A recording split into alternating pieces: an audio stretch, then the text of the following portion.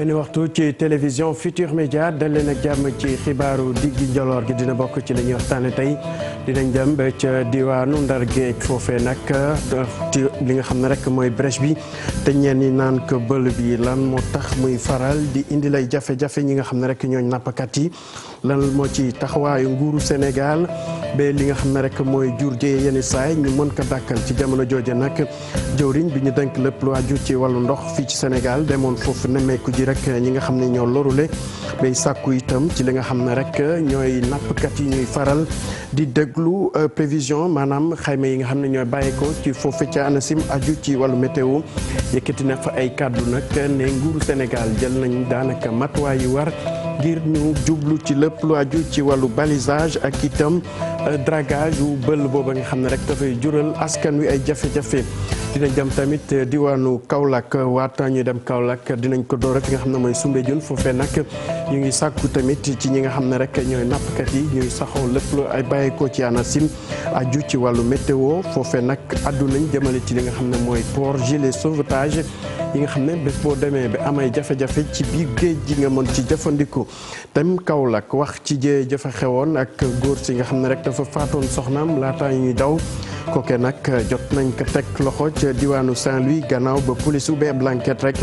jamono ji ñu ne nag mu ngi foofe ca commissariat ba Kaolack dinañ wax ci mbiru tàggat yaram ak CAN 2019 soo moyul nag réew Cameroun moom dootul dalal boobule xew-xew li ko waral nag commission d'enquête wala sax bi doon saytu lépp lu aju ci wàllu liggéey bi ndax noppi na am déet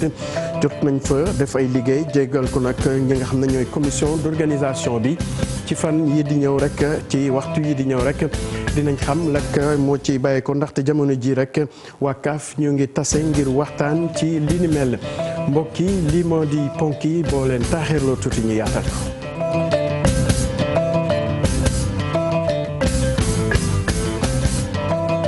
asalaamaaleykum mbokk yi dalee na jàmm ci xibaaru benn waxtu yi ñu door rek ak li nga xam ne moo xewoon foofee ca diwaanu Ndar Géej di bël bi ba tax rek ay ñetti nit nappkat yoo xam ne ñàkk nañ ci seen bakkan ak ñoo xam ne ba jamono ji tegu leen gët tax ñu samp ab laaj tey lan mooy bël lan moo waral muy faral di indi jafe-jafe nappkat yi lan moo ci taxawaay nguuru Sénégal ba jafe-jafe yooyu askan wi di dund mu mën a dakk élément réponse wala sax tontu bi la ak Ousseynou Diop ci jàngat bi mu ci def. bël bi mooy fa ndoxum géej bi ak dex bi daan laale foofee nag la ñu dagg ci atum 2003 toll woon ci juróom ci ay mètre léegi ci atum 2018 lim ba dem na ba toll ci juróom benn ci ay kilomètres ak lu teg fii nag lu tax ñu daggoon ko ci atum 2003 moo doon ndox mi nga xamante ni moo daan sonal dëkkum Ndar Géej bile ci nguuru Abdoulaye Wade lañ ko daggoon waaye nag ba léegi ma ngay wéy di def ay loraange ci bël bi ñetti téeméer ak juróom-ñaar fukk ak juróom-ñett ci ay doomu aadama ñoo ci faatu ak ñoo xamante ni ba léegi kenn tegu leen ay gët lim ba sax ñeneen ñu ngi laam-laamee ni war na egg ci ñeenti téeméer ak lu teg ci ay doomu aadama yoo xamante ni ñàkk nañ seen bakkan ci bël bi lii doon jafe-jafe mag ci ñi nga xamante ni ñooy mool yi moo tax saa su ne ñuy jóg di jooy ngir nguur gi mën leen jàppale waaye ba léegi dara amu ci bël bi nag mooy benn yoon bi nga xamante ni doomu Gendar yi moom kott la ñu mën a am ngir mën a dem nappi ci quartier yi di Gendar Goxumbaaj Santhiaba ak Hydrobase seeni lim war na ëpp téeméeri junni ci ay doomu aadama yoo xamante ni si loolee la ñu yaakaar mu mel na kon goxub Ndar jafe-jafe bu mag la ñu am ak bël bi ci jamono jii nag saa su ne day gën a yokku ci distance bi nga xamante ni moom lay def loole sax tax na yenn ci gox-goxaat yi bu ci mel na Gandiol Dun Baba Dieye Pilote Bar ay dëkk yu bare jóg nañu bu ndox tuuroo nag an bàqades moom la wolof Njaay wax mu mel na kon li ni këtt ni jon mooy fexe ko defaraat ndaxte loolee bu fekkee ni amul loraange gi dina gën a bare ci Ndar Géej te ñu koy gën a yëg mooy doomu Gendar yi nga xamante ni saa su ne seeni ay njaboot ñoo cay faatu. Ousseynou Diop ñu des a nekk boobule bël mu mel ni kilifa yi jël nañ ci ay matuwaay ngir lépp lu aju ci balisage mi ñu jublu ci kaddu yooyu nag jëwriñ bi ñu dënk lépp lu aju ci hydraulique day itam doon maire Saint-Louis moo ko yëkkati gannaaw loolu nag mu ngi sàkku ci ñi nga xam ne rek ñooy nappkat yi ñu faral di saytu xibaar yi bàyyeekoo ci waa ANACIM lépp aju ci mbiru météo ñu teewlu ay kàdduum di ministre Mansour Faye. président de la république wax na ci mbirum brèche bi ak ci mbirum géej gi ni mu yëngatoo fii ci Ndar yaakaar naa ni gis nañu instruction yi mu joxe ci wàllum brèche bi am na sax ay experts yoo xam ne ñëw nañ fi pour xool brèche bi seet yan liggéey lañ ci mën def ci wàllum dragage ak wàllum balisage. lii dégg naa ni accident la ñaari gaal ñoo mbëkkante xëy na bu ñu mbëkkante peut-être période ñu mbëkkante xëy na dafa guddi woon xaw ma ko mais di wax nag ni nañuy respecté consignes yi dégg naa sax am na benn gaal bu nga xam ni guddi gi la doon jéem a dugg alors que dañuy tere gaal yi du ñëw guddi donc loolu bu ñu koy def je pense que dañuy yombalal liggéey bi parce que ñëpp ñoo bokk liggéey bi et loolu dama ci vraiment di ci ñaanat di ci talaat loxo askanu sama mbokk Guet Ndar yi ñuy mën di ku ci nekk en tout cas dimbali sa morom nga xam ne bu ñu joxee ay consignes ñu mën a respecter consignes yooyu waaye lu am solo ba am solo mooy liggéey dragage moom bu neexee yàlla budget bi président inscrit ci 5 milliards 4 milliards déjà te gëm naan danañ ko mën a yokk pour que travaux yi nga xam ne ñu ngi koy xaar ci nu mu gënee gaaw ak ci nu ñu ko soxlaa ñu mën ko def te gëm naan dana tàmbali en tout cas fii léegi peut-être mois de janvier au plus tard. ñu wax ci li nga xam ne rek mooy géej gu yëngatu jamono ji ak itam jëye ji bël bi def foofee ca diwaanu Ndar Géej ba tax fii ci place bu Soumbédioune jox nañ kàddu gi ñi nga xam ne dañuy yëngu ci wàllu napp gi ñoom nag addu jëmale ci li nga xamante ne rek mooy xibaar yi bàyyeekoo ci ANACIM addu yenn saay ci mbiru météo ak itam jëfandikoo yenn saay gilet de sauvetage bu ko defee rek bés boo demee ba amee jafe-jafe ci biir géej gi nga mën ci jafandu laata ngay gis ñu la wàllu Maymuna Njaay àndoon ci ak Mamadou Diop. mool bi ba léegi mi ngi jooy ñaar ci ay ñoñam yoo xam ni dañoo des géej li ko waral mooy seen gaal moo tëmb ñu suux seen bakkan daat fay yam bés boobu fii la ñu jóge woon ci Soumbédioune bu ñuy fàttaliku di waxaat li waral mbir yooyu moom li muy wax rek mooy di dànkaafu. gaal gi dafa këpp bi mu këppoo léegi ñaar ñooñu mën noo fee te suwaat ko yoruñ gilet de sauvetage xëy na bu dee ñun suñu boor bee xaw nañ kaa respecté booru Kayar respecté nañ gilet de sauvetage mais comme géeju Dakar ni mu mel moo tax dese na noo farataal yooyu daal. kenn ki gis nañ ko keneen ki gisaguñ ko ci géej ba léegi nii waaw loolu la mooy problème. bu weesoo ñàkkum gilet boobu am na leneen lu mën a am biir géej. ka tey jii mën ngaa ñëw fekkoo mu yëngu ci suba gi nga tem boo tëmbee léegi ba yowmal teer mu yëngu après bu yëngoo léegi foofu la problème bi nekk soit que mën nga see am problème ci retour bi mais aller bi moom doo si am problème parce que yow aller bi yëngul deful dara mais bu demee ba retour bi foofu la yëngu-yëngu bi nekk. lum ci mënti doon waa ji xam na géej bu baax loolu tax muy joxe tegtal yi. bu fekkee yaa ngi déglu météo su waxee rek ko da nga war bu fekkee dañ la wax da nga war a bàyyi lépp loo doon def xam nga toog parce que benn fan bi ngay toog wala ñaar bi ngay toog moo gën ngay nga ci yàqu loo xamante ni du ko jar ba si ay bakkan di si loolu te loolu jaru alalu àdduna yi jaru yenn yi te doomu aadama bi ku dund ba am yenn âge yi nekk si géej di dem di liggéey di ñëw maanaam yor sa njaboot amoo si risque boo xam ne warutoo ko jël. moo xam Ndakaaru la wala Ndar fu mu ci mënti doon mooy mbir yi mi ngi bëgg a ëpp saa su ne ñuy dégg gaal gu suux suñu mbokk nappkat yi kon bokk dee leen xool seeni message yu ñu duppee alerte dee leen xool bu baax ndax war ngeen a dem géej am déet.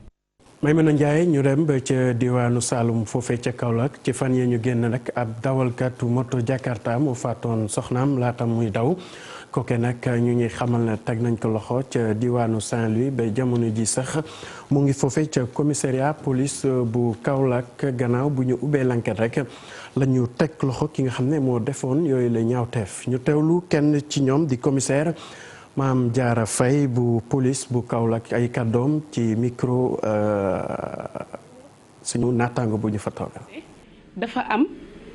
jote bu amoon ci diggante benn waay ak jabaram léegi ci jote boobu nag waa ji dafa jam jabar ji ñeenti jam-jam wante jabar ji nag muccul ci jam-jam yooyu dafa mujjee gaañu léegi bi ñaawteef yooyu noonu amee jëkkër ji dafa daw waaye ñun suñu ay enquête permettre nañu ñu xam ki doon dawal Jakarta bi ki ko dimbali ba mu génn Kaolack pour dem Diourbel léegi bi ñu demee ba Diourbel en collaboration ak suñu collègue commissariat Diourbel bi xam nañ ne que am na benn frère bu nekk foofu noonu et que frère bi moom moo ko jox xaalis pour mu dem Touba ci yaayam léegi bi ñu demee Touba ak appui commissariat Touba bi ñett ci xaritam yi jàpp nañ leen foofu noonu ñoom ñoo ko dimbali pour mu mën a accès pour mu mën a egg Saint-Louis ndax waa gi dafa bëggoon daw dem mooy tani léegi bi ñu demee Saint-Louis suñ ay investigation ak suñ ay recherche permettre nañu ñu piéger waa ji ba jàpp ko ci benn station service bu nekk quartier Eau Claire jamono ji nag ñoo ngi koy denc fi ñuy denc garde à vue yi. ñu wax ci leneen mbiru njàng meek njàngale mi foofee ca Thiès ca université ba nag ndongo yi jamono ji ñu ne dañoo am ay jafe-jafe li ko waral nag restaurant yi fa nekk rek ñoo tëj li ko waral tamit bokk na rek ñi nga xam ne entrepreneur yi ñoom nguur gi da leen amal koppar bu takku ba tax na ñuy sàkku rek ñu jox leen as tuut laata ñuy mën a wéyal liggéey bi Cheikh Anta Diop ci reportage bi ànd ceeg say laaj. lu toll ci fukki fan a ngi nii étudiant université yu Thiès nekk ci grève ñoom la ñuy naqarlu moom mooy seen restaurant yi nga xamante ni dañ koo tëj ndaxte nee nañ waa CROUS ñoom ñoo yoral ay koppar yu takku ñi nga xamante ñoom ñooy toggal étudiants yi. ki jiite CROUS mooy Moustapha Guèye repreneur yi mooy ñi nga xam ne ñooy joxe lekk ci biir université bi le 6 lañ ko bindoon lettre bi ñu ne ko à partir du 20 bu état bi fayul dette c'est-à-dire bor bi mu leen yoral toll ci 1 milliard bu teg bu leen état bi fayul ñoom dinañu arrêté joxe lekk ci restaurant yi léegi bi ñu jógee gàmmu muy le 20 moo ne woon lendemain gàmmu dañoo ñëw fekk suñuy restaurant tëj.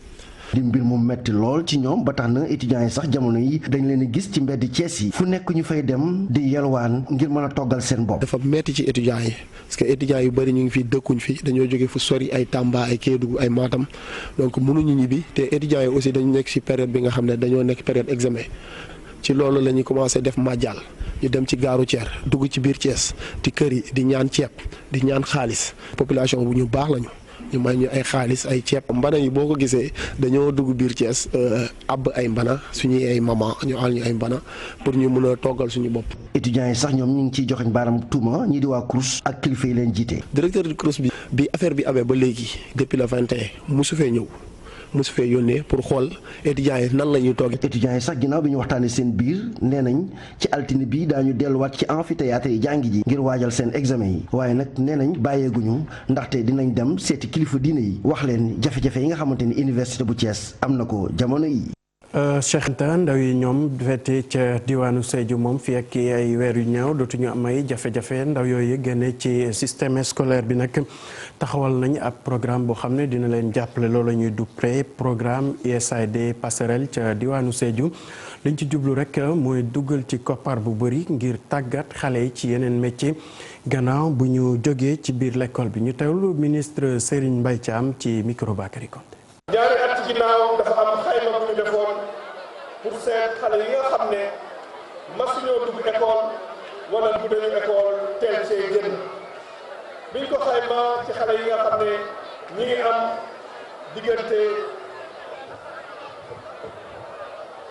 ngi am diggante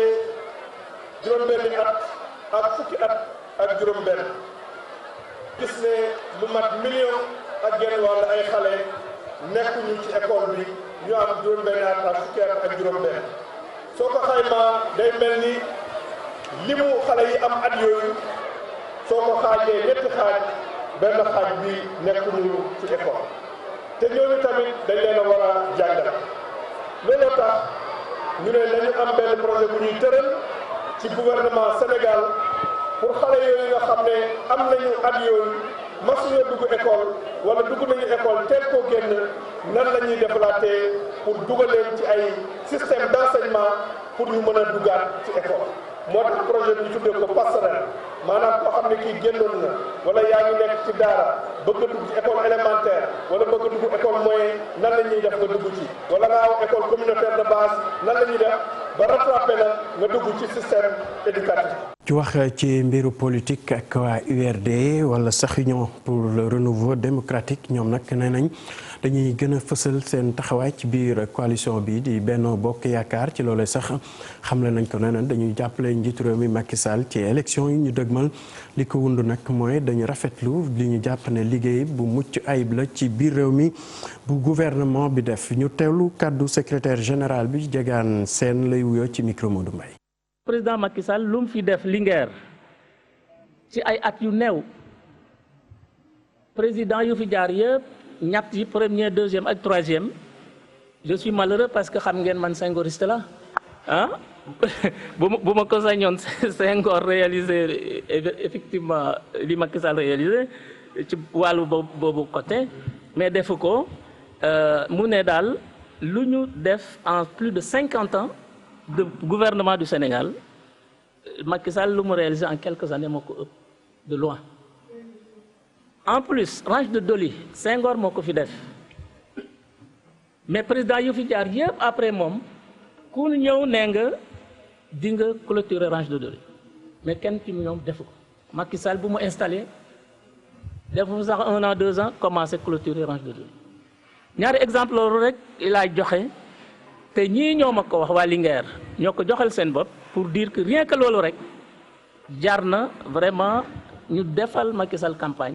sëndi ci mbiru politique ak waa COJER ñi féete foofee ca diwaanu Fatick ñoom nag dañuy jàpp ne rek kilifa yi fa nekk ñooy xaajale ndaw yooyee def kem kàttan ngir duñu mën a am benn kàddu te bu ko defee rek lépp luy bàyyeekoo ci wàllu DER bi duñ ci mën a dugal seen loxo bay gis ci seen bopp.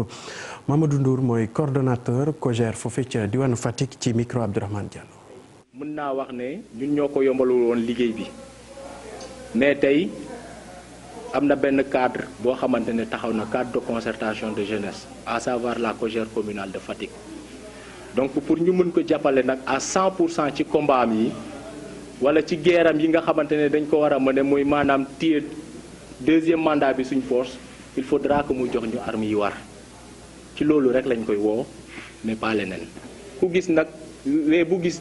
fu tooy il faut que mu ñëw jéem a taataa foofu bu fa amul dara il faut que mu critiquer ñun loolu dañ koy arrêter parce que dinañ taxaw ci devant chaîne nationale bi opinion publique bi yëpp taxaw défendre le bilan de Macky Sall défendre ko aussi ni mu waree. DER bi comme ni ma ko waxee aussi lancé nañ ko ci semaine yële passé fii Fatick donc lancement officiel bi rek lañ defoon mais dañoo constaté woon ne aussi ci première phase bi ay ndaw yu bëri déposé wuñu woon seen projet parce que nekkuñu woon au courant. Des dépôts wala peut-être ñu amoon yenn doute ci yenn validation yi ou kii mais tey lii doon suñu combat mooy ñu jël dossier yooyu dem ci ndaw ñi waxtaan ak ñoom ne leen DER bi seen DER la parce que ñoom dañoo war a ñëw déposer kii boobu parce que loolu moo tax président teg ko fi nee na c'est la délégation de l'entrepreneuriat rapide donc pour vous dire que ku nekk ndaw mën na war a dem envers DER boobu déposer. ci wërgu yaram dem ba ca diwaanu Ngaye Mékhé foofee nag seen district sanitaire bi résultat yi mu am mu aju ci mortalité wala sax soxna yi nga xam ne rek dañu ñàkk seen bakkan gannaaw bu ñu am doom wala sax gone yi ñu ne dafa jéggi dayo ba tax rek ñuy sàkku kilifa yi ñu jàppale leen ñu gis ne nag li koy yokk mooy seen bloc opératoire foofee nag doxul ay at ngi ba tax na ñu gën di sentir boobule jafe-jafe Cheikh Anta Diop doxantu woon na fàndi ceeg say laajte. ci région bu Thiès ñu gis ne district sanitaire bu Ngaye Mékhé daanaka ñi nga xamante ne dañuy mucc wala tout tànk yi juddu ji ci loru bari na lool loolee tax médecin chef bu district sanitaire bu Ngaye Mékhé yëkkatee kàddoom di ko xamal kilifa yi ginnaaw bi ñu doon inauguré maternité bu bees bi nga xamante ne mi ngi ci Mérina Dakhar. li ñuy wax audit des décès maternels maanaam dañuy saytu toujours ñi nga xam ne nii dañoo war a toll ci am doom fexe ba poste yi am ay ambulance yu baax mais également fexe ba ubbi suñu bloc opératoire bi ndax bu malade sonnee ci poste ñëw sa centre de santé mu leer na la yow kii lii mu indi opéré rek ci mandat te am loolu opéré da ngay évacuer mu dem Tivaouane wala nga évacuer mu dem Thiès. mbir mi nag ëlëm loolu askan wi ba tax na nag maire Mérina Dakhar lëkkaloo ci ak centrale solaire bi ñu tabax ci teen Mérina yëkkati koppar tabaxal waa Mérina Dakhar am maternité ngir nag fexe ba wàññi jigéen ñi nga xamante ni dañuy am doom di ci loru. Mérina Dakhar tey am na maternité bu mat am na tam produit boo xamee tey bu la neexee nga def diagnostic à l'imagerie mooy di photographie jigéen ñi ba xam seen ëmb fan la toll loolu nag defe naa ni poste de santé yu ko am bariwul ambulance yi am na ñaari ambulance mais nag am na sax beneen bu moo war a am boo xam ne dañ ko war a yóbbu ci poste de santé njëriñ. maternité bu Mérina Dakhar nag jamono yi nag am nañu nag ay appareils yoo xamante ne jigéen ñu fu ñu toll seen ëmb daañu ko mën a xam. ñu wax ci mbiru diine ak ziara bu Serigne Thierno Mountaga Daha Tall ñu ngi koy waajal ci fan yi ñu jàpp ko benn fan fukki fan ak benn jàpp fukki fan ak ñaar ci weeru janvier foofee ca diwaanu Louga ba tax ñu amaloon ci ab CRD waxtaan ci la jëm ci boobu la xew-xew ñu ne atum ren ji nag ci li ñuy gën a insister maanaam fexe ba kaaraange ak itam wér-gu-yaram kilifa yi nga xam ne rek ci itam taali bi fay teew nekk ci jàmm ba laata ñu fay bàyyeekoo Thierno Fall ci gëstu bi. ci ndaje mi nga xamel ni amal nañ ko ngir waajal juróom fukk ak juróomeelu édition bu ziara Thierno Mountaga Daha Tall fii ci Louga gouverneur daa dinay wax bu baax ci anam yi nga xamee ni noonu la ñu nar a fàggandikoo ci wàllum sécurité. parce que lu toll ni ziyaare bi nga xam ne chaque année nit ñi dañuy gën di yokk tabarakallah ku koy organiser dimension sécurité war na nekk au cœur donc des préparatifs moo tax sécurité bi fas na yéene yokk ko sécurité booy dugg ci dëkk bi ak sécurité boo ñëwee ci biir dëkk bi ak sécurité fii ci kër gi kër xalifa bi ak sécurité aussi pour xalifa bi moom ci boppam. ci wàllum ndox Aline Badara Mbeng di xamle ni danañ fexe ba mu doy ci koñ bi rawatina ci kër xalifa bi. ñu fexe ba aussi ndox mi doy ci site yi nga xam ne nii mi ngi accueillir gan yi mais ndox mi doy aussi fii ci kër gi mais surtout ndox mi doy ci immeuble yi nga xam ne nii moo fi nekk te gan yi di fi dal. autorité administrative yi mairie bi chef de service départementaux yi ak représentant famille bi ñëpp teewe woon ndaje mi kii di doomu xalif bi moom yëkkati ay kàddu sant autorité yi waaye itam sàkku ñu ñaanal réew mi rawatina ci élection yi ñu dëgmal. ndax réew mi dafa jëm ci lu rëy mooy ay élection te gis nañu réew mi fi mu toll ak ni xol yi jóge kon nag ñun ñëpp ñu ngi ànd di ñaan yal nañu yàlla defal wis ci ndox mu sedd ñu def ko ci jàmm ku yàlla jox réew mi ñu xam ne kii la yàlla jox ci réew mi. ziyaare bi nag at mu jot fu na la taalibe yi di bàyyi ko ci Sénégal ak ci Afrique ngir teewe si ko ren nag ñu jàpp ko ci diggante fukki fan ak benn ak fukki fan ak ñaar ci weeru janvier 2019. Thierno Fall ñu dellusi fii ci Ndakaaru dem ba ci assemblée nationale foofee démb nag lañ doon xayma wala saytu lépp lu aju ci budget bi ñu jagleel ministère de la jeunesse atum ren ji nag ñu xayma ko ci fukki milliards ci suñu xaalis ak lu tegal réew ne nag tax ñu ne rek dañu bëgg a yokk jéego yi ci lépp lu aju ci liggéeyu ndaw yi ak itam li nga xam ne rek nguuru Sénégal sumb na ko te jagleel ko ndaw yi fii ci Sénégal ministre bi nag sukkandiku na ci ndaje bi tamit di sàkku ci ndaw yi ñu génn seen loxo ci bépp fitna boo xam ne rek mën nañ ko nemmeeku fii ci réew mi Habib Faye teewoon na fa andi ceek Mar Dieng. ñetti milliards ak lu teg lañ yokk ci budget atum 2019 gu jëwrin gu ñu dénk ndaw ñi fii ci mim réew moom moomee ne daana gën a ñoŋal bileeg liggéey waaye tamit gën a yokk ay jumtuwaayam ngir rek ndaw ñi ku ci nekk mën ci gën a gis sa bopp. ñu gis augmentation yoo xamante ne am nañ ko fi bu am solo lool ñu jàpp ne unicité des caisses bi augmentation yooyu bu amee day firndeel égard ak considération bi nga xamante ne tey réewi Sénégal am nañ ko ci lii nga xamante ne mooy ndaw ñi. ñoom ñooñee sanc nañ lu toll ci ñeenti junne ak fukk ak ñaari xëy yoo xamante ni dañ ko jagleel ndaw ñi. de 2012 rek à 2017 créé nañ fi 412 000 emplois yoo xamante ne tey loolu secteur privé bi moom moo ko généré comme emploi waaye it li nga xamante ne tey 54 000 nouveaux postes créé nañ ko fi nga xamante ne moom mooy fonction publique sans compter nag li nga xamante ne ci wàllum agriculture ñu am ci ay record yu bari 6 ans nga créé plus de 500 000 emplois jàpp naa ne loolu performance bu am solo la te ci biir emploi yooyu gëm naa ne ndaw ñi ñoo ci ëpp wàll boo xamante ne jël nañ ko ci. violence yi ñi jiñ ndaw ñi fii ci mim réew moom moomee gis ne li ni mel lenn amu ci ba tax na itam nee na mooy seen avocat. ne ndaw ñu violent lañ man d'accord wu ma ci loolu nga xamante ne tey moom lañ bëgg a teg ci li nga xamante ne mooy ndaw ñi am na ay actes de violence yoo xamante ne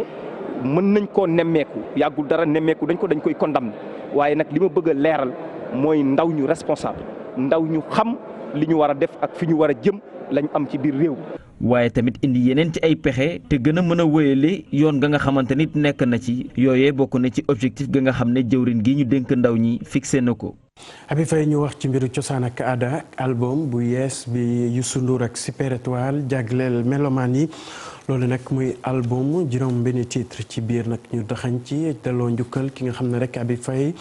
tekkoon ci ñoom te wuy ji borom ak itam sargal yaay wax ci coloré li nga xam ne rek mooy diggante nit ak morom loolu lépp la Youssou Ndour dëxëñ jagleel ko ñi nga xam ne rek ñooy melomaan yi ci fin d'année bi nga xam ne rek ñu ngi koy waajal récit bi Aïssatou Paye ti jàngat.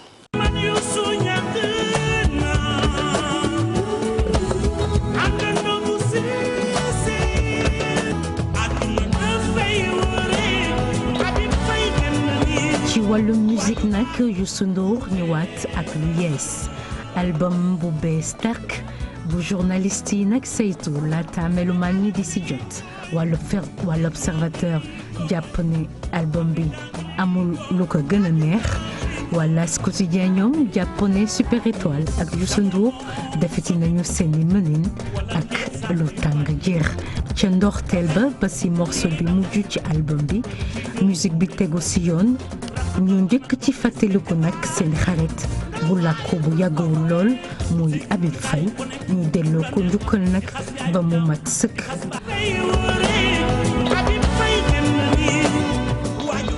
ku déglu woy bi sa yaram daw.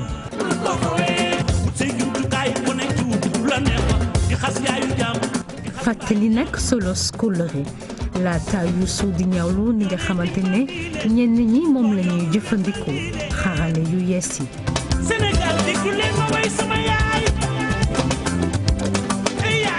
Youssou Ndour nag ak Super Étoile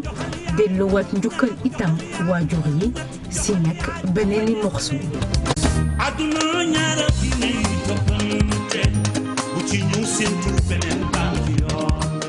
ñaara fi nekk bokk itam ci album bi mu doon tamit morceau bu neex.